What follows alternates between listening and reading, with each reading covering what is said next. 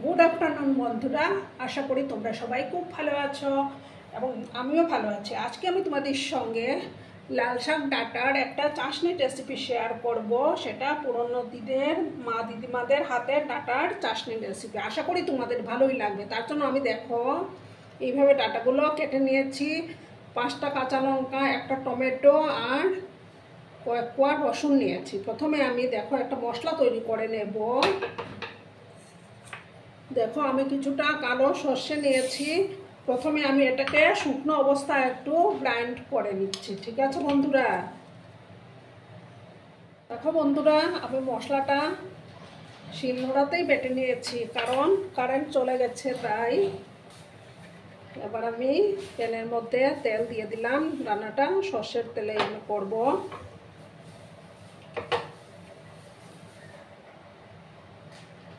তেলটাকে প্রথমে ভালো করে গরম করে নেব।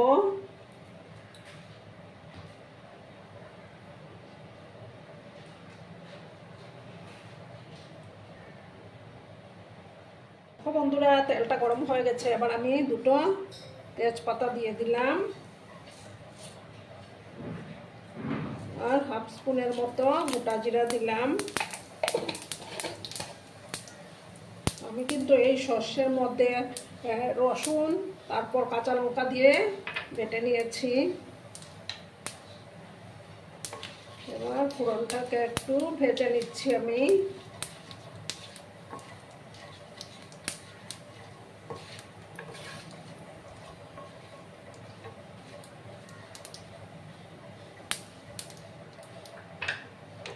দেখো এবার আমি এই ডাঁটাগুলো দিয়ে দেব।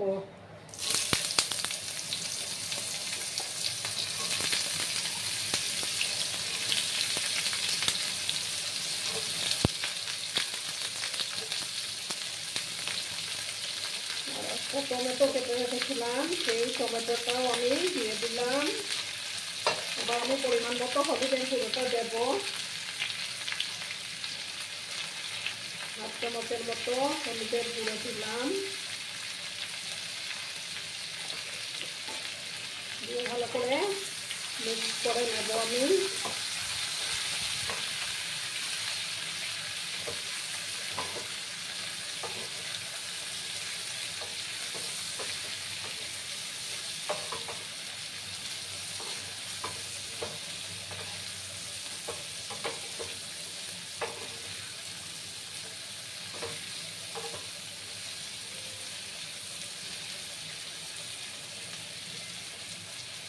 এবার আমি পরিমাণ মতো লবণটা অ্যাড করে দেব।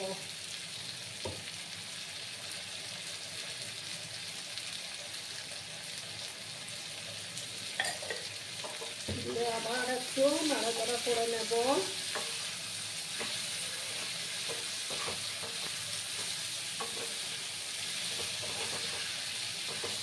এটা খেতে কিন্তু দুর্দান্ত হয়। গরম ভাতে যায় ফাটাফাটি লাগে।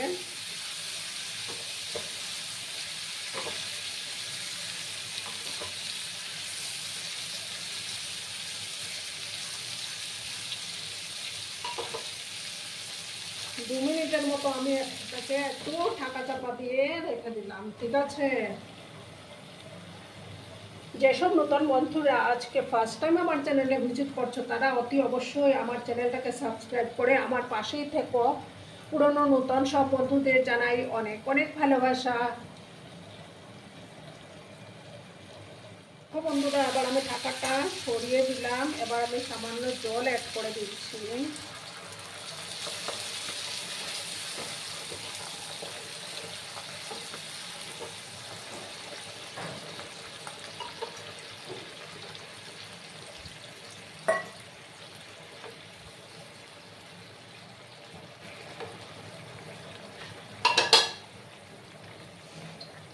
এবার আমি আবার এটাকে ঢাকা চাপা দিয়ে রাখলাম। গ্যাসের আঁচটা কমানোই আছে।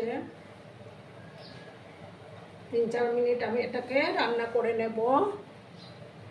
তারপর আমি নেক্সট প্রসেসে যাব। বন্ধুরা, এবার আমি ঢাকাটা সরিয়ে দিলাম। এবার আমি এই যে সর্ষে, কাঁচা লঙ্কা আর রসুন বাটাটা দিয়ে দেব।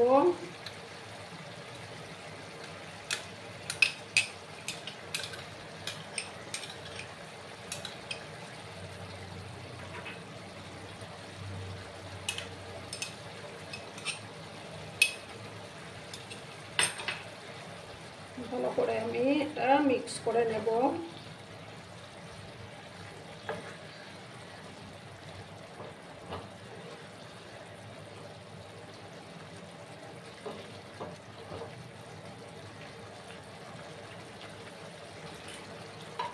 এবার আমি আবার ঢাকা চাপা দিয়ে দেব, জলটা পুরো শুকিয়ে ফেলবো আমি। ঠিক আছে, তোমরা সঙ্গে থেকো। বন্ধুরা, এবার আমি ঢাকাটা সরিয়ে দিলাম। আমার রান্নাটা কিন্তু অলমোস্ট ডান। এবার আমি কিছুটা কাঁচা সর্ষের তেল এটার উপরে ছড়িয়ে দেব।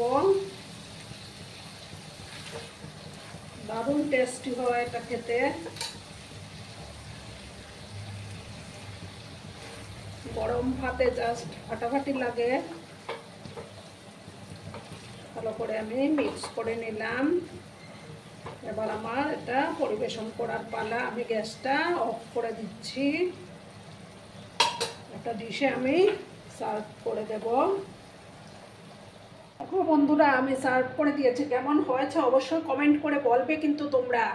তোমাদের সেই কমেন্টগুলোর অপেক্ষায় আমি থাকি। আর এতক্ষণ ধরে আমার ভিডিওটার সাথে আমার পাশে থেকে আমাকে এতটা ভালোবাসা দেওয়ার জন্য তোমাদেরকে আবারও জানাই অনেক অনেক ভালোবাসা। ততক্ষণে তোমরা সবাই খুব ভালো থেকো, সুস্থ থেকো, আনন্দে থেকো।